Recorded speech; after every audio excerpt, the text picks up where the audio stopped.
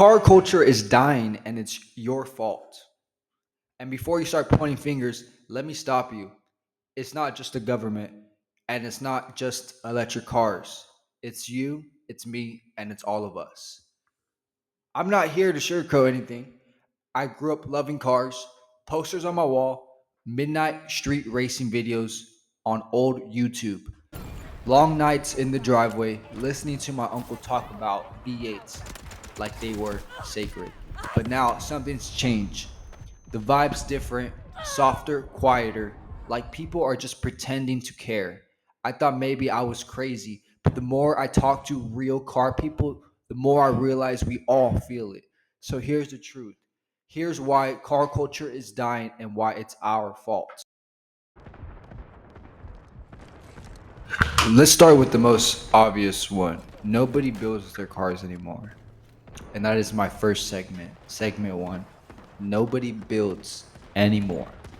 Real builds, not bolt ons, intakes, and stuff like that. I guess you are replacing the part that already works, but not eBay parts and a vinyl wrap. I'm talking about building something with your hands and learning, living with it, breaking it in, and fixing it again. Granted, new cars sometimes don't work that way, but that used to be the heart of the scene. That was the identity of the car culture. But now, most people just lease a car, slap on some wheels, tint the windows, lower it, might put a wrap, call it a build.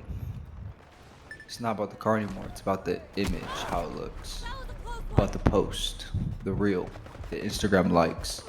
Everybody wants to look like a car guy. Nobody wants to be one. You see it at all the meets. Guys showing up with their cars they barely know.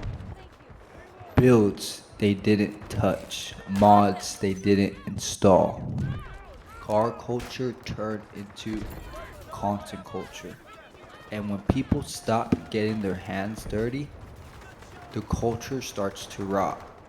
Because it's no longer about passion, it's about pretending.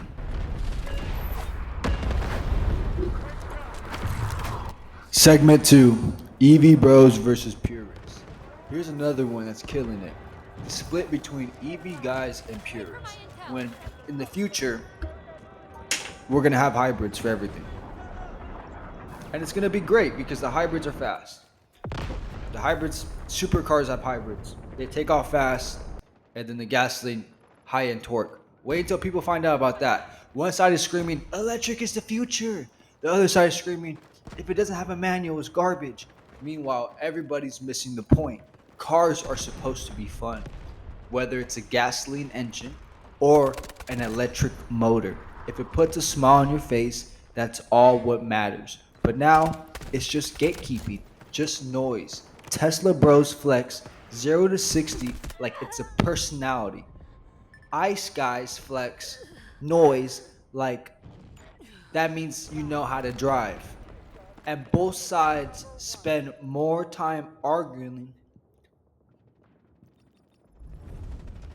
Both sides spend more time arguing that driving.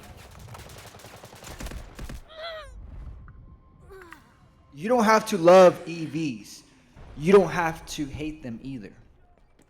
But when the car world turns into a trivial argument instead of a shared passion, we all lose.